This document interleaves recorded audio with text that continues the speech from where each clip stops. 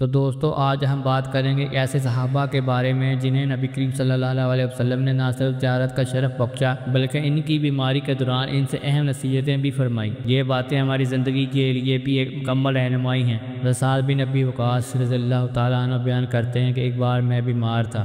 نبی کریم صلی اللہ علیہ وسلم میری عیادت کے لیے تشریف لائے۔ آپ صلی اللہ علیہ وسلم نے پوچھا کیا تم نے وصیت کر دی ہے؟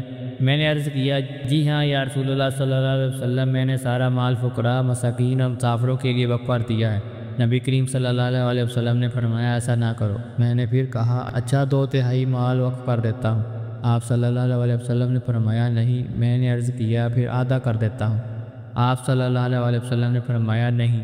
پھر میں نے عرض کیا تو پھر 1/3۔ تو آپ صلی اللہ علیہ وسلم نے فرمایا ہاں 1/3 ٹھیک ہے، لیکن یہ بھی بہت زیادہ ہے۔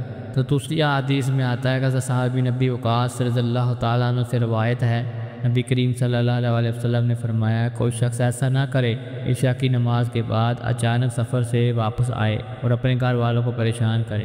یعنی اگر آپ کہیں سے لوٹ رہے ہوں تو مناسب وقت پر آئیں تاکہ گھر والے تیار ہوں، انہیں تکلیف نہ ہو۔ تو تیسری حدیث میں آتا ہے کہ سعد بن ابی وقاص رضی اللہ تعالیٰ عنہ سے روایت ہے، نبی کریم صلی اللہ علیہ وسلم نے فرمایا یہ باتیں بے بنیاد ہیں کہ مرنے کے بعد قبر سے کھوپڑی نکل آئے یا کوئی بیماری منحوس ہو یا بدشگونی ہو۔ پھر آپ صلی اللہ علیہ وسلم نے مزید فرمایا اگر کسی چیز میں نحوست ہوتی تو وہ عورت، گھوڑا اور گھر میں ہوتی۔ یعنی اسلام میں نحوست یا بدشگونی کی کوئی حقیقت نہیں، یہ سب جاہلیت کی باتیں ہیں۔ تو دوستو ان تینوں باتوں سے ہمیں نبی کریم صلی اللہ علیہ وسلم کی حکمت اور رحمت کا اندازہ ہوتا ہے۔ مال کی وصیت میں اعتدال ضروری ہے، گھر والوں کا خیال رکھنا ایمان کا حصہ ہے، بدشگونی سے بچنا اور اللہ پر بھروسہ رکھنا اصل ایمان ہے۔ ایسی اور ایمان فروز باتوں کے لیے ہمارے چینل کو سبسکرائب کریں، ویڈیو کو لائک اور شیئر ضرور کریں۔